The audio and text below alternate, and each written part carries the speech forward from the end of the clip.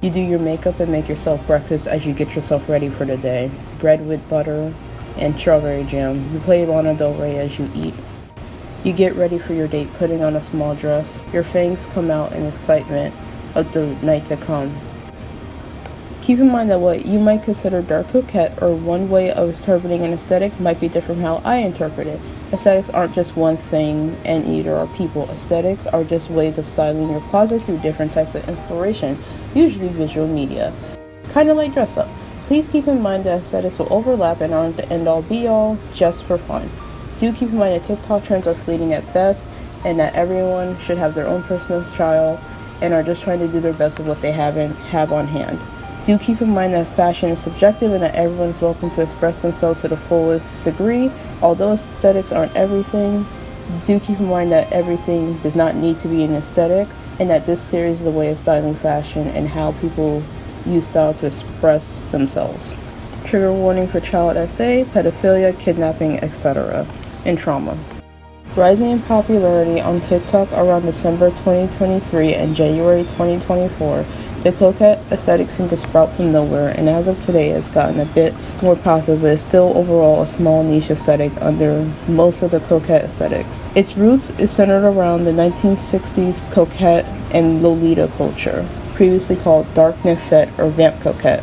According to Aesthetic Wiki, dark nymphet, also known as dark nymphet or vamp coquette, is a coquette substyle rooted in 50s and 60s coquette culture. It is closely related to the femme fatale Hollywood archetype, although it has a more youthful nymphet themes than seen in traditional femme fatale. Vamps typically embody beauty, mystery, seduction, and danger. Cocktail dresses, evening gowns, or pencil dresses, and fitted suits all belong to fashion associated with vamps. The outfits often finished with furs, veiled hats, but also lace ruffles and bows, and always with killer heels. This aesthetic also has influence from kinder horror and other darker aesthetics, with the more messy look popular. Dark red and black are the most popular colors. Vamp icons include but are not limited to Marilyn Monroe, Sharon Stone, Lana Del Rey, Mary Astor, Angelina Jolie, Gloria Swanson, and so on. Basically, Dark Coquette is a rebranded version of Dark Nymphet for TikTok, but cuter, more vampy, more femme fatale. If Coquette was cute, Dark Nymphet was serious and depressing, Dark Coquette is a mesh between the two with a bit more wine, books, and bows. It's also considered a subgenre of Dark Nymphet, but technically, if you really think about it, it's a rebranding due to having the same origin and qualities, but more fun and simple. This aesthetic has many names, and I put them as you've seen here. But yeah, most of them include Dark Nymphet, Vamp Coquette, Dark Academia, and Coquette. Dark Coquette Academia, Dark Red Girl, Dark Cherry Girl, or just Dark Red. Japanese horror game protagonist, Black Coquette, etc., etc. As you can see through my diagram here, that basically Dark Coquette is kind of a loose adaptation of Dark Nymphet, basically rebranding like I said. So I just want to note, the reason why I decided to put horror game protagonist or how to dress like a horror game protagonist in the same category as Dark Coquette is because when you really look carefully enough, the fashion follows the look of Dark Coquette, just a little more combat-like. When you look at the clean girl aesthetic to the that girl aesthetic, it's not really that different because they're technically the same aesthetic, just with different names and maybe one or two differences. I mean, really, when you think about it, it would be like comparing apples to oranges. There'd be no point in trying to really make it that different, you know? So as you can see, these are the connections to the other Coquette aesthetics that Dark Coquette has. So I just want to talk about the color scheme of this aesthetic real quick. So the color scheme is mainly dark red, red, burgundy, white, black, beige, cream, gray, silver, gold, brown, mahogany, mostly like dark colors, because this aesthetic is more dark than the other Coquette's aesthetic. It's kind of like Coquette but goth, but not really. So I'm going to get into the fashion equation of this aesthetic, which is basically the visual mood board or different aspects of this aesthetic. So this includes Vamp, Dark Academia, Vamp Academia, Academia and Coquette, Femme Fatale, and Dark Femininity. I'm pretty sure there's other aspects as well, but this is the main ones that I've gotten from this aesthetic based on my research. So clothing for this aesthetic includes many components, most of them layered. Sometimes tops are over blouses, or it's something as simple as a skirt. I have to say, another reason why you want everything to be layered for this aesthetic is because you'll be wearing it in the winter. And it also matches the character aesthetic as well. Because you know, the character is a bit of a vampire, so you kind of want that feeling. So let's get into the fashion here. So tops are usually lace cotton or lingerie tops, lace trimmed camel toes, empire waist tops, the front blouse, ruche top, square neckline, and ribbon corset tops. Tops are often cropped and are either long sleeve or short sleeve. Bottoms are jeans, sometimes skinny jeans usually, leather skirts, mini skirts, pencil skirts, shorts. Basically regular things you would find in your closet. Dresses often have spaghetti straps. A-line silhouettes with puff sleeves are also preferred. Okay, so fabrics and textures include lace, satin, fishnet, cotton, knit. Clothing is often layered, as mentioned before. You kind of want to layer these different textures and fabrics so that they can sort of blend it in together, but not so much. Most looks do have pieces that are solid colored or pattern layered on top of each other, but some do have patterns that add to the look.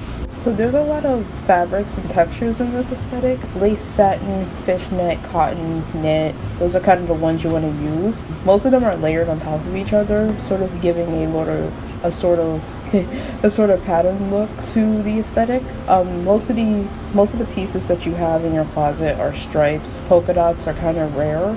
Florals are kind of the main ones you want to have, but velvet is another great fabric to add as well. It provides warmth while looking vintage. So basically, it's important that you remember that you want vintage looking pieces in your closet for this aesthetic, because even though it does have a sort of glamour vibe, you do want like sort of like an old vintage way of looking at it. You can find pieces at Hot Topic or Spencer's. You can even find them thrifting or like online. So in terms of the makeup, you want a sort of vintage vampire glammed up look. Makeup includes dark red lips. You want it to look kind of doll-like as well. Red almond-shaped nails, sharp, small eyeliner, small blush. You don't want like a whole face of pink. You want kind of a sort of cold, dead look, but just a little more sexy, I guess. Eyeshadow should and dark colored, often black or dark red, or a deep shade of red. Hair is usually long and straight. Sometimes you can have it layered like a butterfly cut, or you can put it in a ponytail or a long braid. Most of the time it's curly too. Wavy hair is also included. Sometimes hair is short or mid-length as well. Earthing's definitely your best bet for accessories. So for jackets, you want them to be dark colored. Fur jackets or fur coats are also welcomed. Leather jackets, big one. Knit sweaters, cardigans, sheer or solid colored shawls or covers. So in terms of shoes, Mary Janes are the most prominent footwear I've seen in this aesthetic, but if you don't want Mary Janes, you definitely want kitten heels. Boots are pretty much welcomed. Loafers, ballerina flats, small ankle boots or leg boots. Converse or regular sneakers are okay, usually like black or gray or white. So jewelry is often layered and includes pearls, mostly rubies. Silver is preferred, but gold is also welcome because there's more of a glamour side to this as well. Small ribbon necklaces, chokers, crosses, single pendant necklaces, and small diamonds, sometimes beads as well. But usually the single pendants are like the big ones. Lots of sweetheart necklaces, locket jewelry, very big one. You definitely want those vintage vibes. Silhouette chokers with ribbons works very well. Accessories include hair bows, ribbons, leg warmers, gloves, heart sunglasses that are usually dark red or black, small hats, stockings, socks, or tights that are usually knee-high length, or more. Corsets, especially black or dark colored corsets with lace or metallic detail. Another accessory for this aesthetic is perfumes, usually by Vivienne Westwood, Chanel, Tom Ford, Dior. So you definitely want headbands as well, or ribbon headbands. That'd be great too. So purses for this aesthetic, you want small or medium-sized bags or satchels, messenger or compact bags. Basically you want something simple, but something that can hold your stuff, nothing too crazy. So the main idea or model of this aesthetic is basically like showing your inner darkness, but making it look kind of cute in a way, but still a little mysterious. Different ways of doing that through this aesthetic, but it's kind of the idea of it. There's many films that you can claim inspiration for this aesthetic, but mostly films from the 70s and the 60s you want to look at. Celebrity inspirations include Jenna Ortega, Olivia Rodrigo, Anya Taylor-Joy and Mia Goth, Gloria Swanson, Lana Del Rey, Mary Astor, Jenny from Blackpink, Lily Rose Depp. Symbolism and motifs of this aesthetic is kind of the visual mood board, or things that are basically not clothing. Basically like visual motifs you see throughout this aesthetic. So pearls, cherries, cigarettes, hearts, teacups, leaves, pomegranates, dead roses usually, or somewhat dead roses, wine, Coca-Cola, strawberries and cherries, jam, sweets, vintage cluttered old rooms, vanities, libraries, record, vinyl, stores, movie theaters, books like Romeo and Juliet, the tarot card, the lovers. Most of the elements and aspects of this aesthetic kind of blend together. So the one thing you have to remember is that they're always connected, regardless of what the aesthetic is, including Dark Coquette, they're always connected. So the best song for any aesthetic is basically the song that repeatedly plays or is most often played when this aesthetic pops up. That song for me personally is Art Deco by Lana Del Rey. It's kind of the perfect song for this aesthetic. It doesn't have many vampire elements, however you can read into them if you want to. And you know, there's obviously the vintage vibe, the Art Deco of the 1920s. I have to say, when I got into this aesthetic, I thought, oh, I'm just gonna do some research, I'm gonna look deep into it, I'm gonna make a script and then just, you know, whatever. Oh my god, I do this thing where whenever I look into something or I'm trying to learn something, I get a little obsessed with it, especially if I'm deep into it. So this video was really long because of that, and I'm sorry, but that's what happened. When making these looks for my avatar, I was trying to make them simple, like something that you can do at home. And when I was designing them in you know, the drawing app Xvis Paint X, I don't know how to pronounce it, but you'll see later. When I was designing them, I was trying to keep that idea in my mind as well. So when I was doing this for my avatar, I wanted it to kind of just be a visual for the aesthetic, not really the aesthetic itself. But I had so much like extra content that I just kind of added it to the video. And yeah, if I had to choose my favorite, it's definitely the one at the end. But I just wanted to do different, you know, different looks. So yeah, these are my favorite looks here. When I was designing the looks, I was thinking more of the vampire aspects first, as you can see with the look on the left or the right, I believe. It's on the left. And then I was thinking more of the classic and academia aspect of the look as well. And then it kind of went far from there, and then as I kept researching, it started to change. And I was thinking of this color scheme more than I was thinking about like the functionality of everything. So yeah, the first look is more vampire, and then the rest of the looks are more like the aesthetic itself.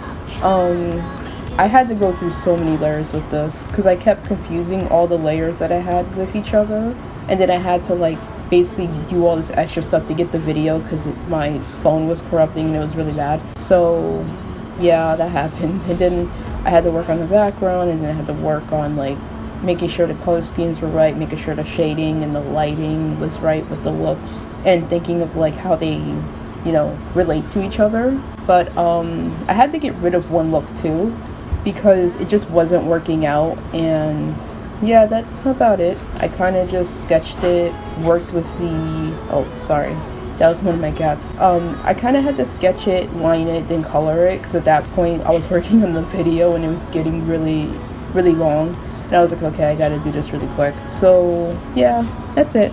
Well, yeah, that's pretty much it. I wanted to add a bit more representation, so I used different skin tones for the models. But yeah, that's about it. I just wanted a more classy vampire cutesy vibe with my look, but I also wanted it to be something that you guys could make at home if you wanted. And yeah, that's about it.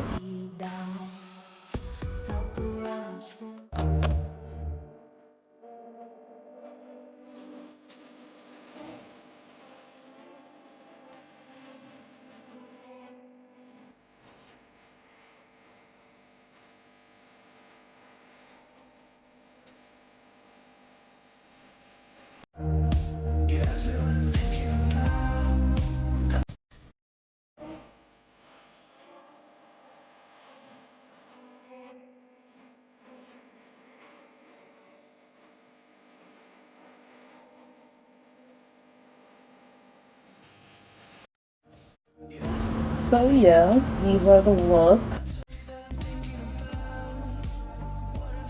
There's a lot of reasons why someone might like this aesthetic.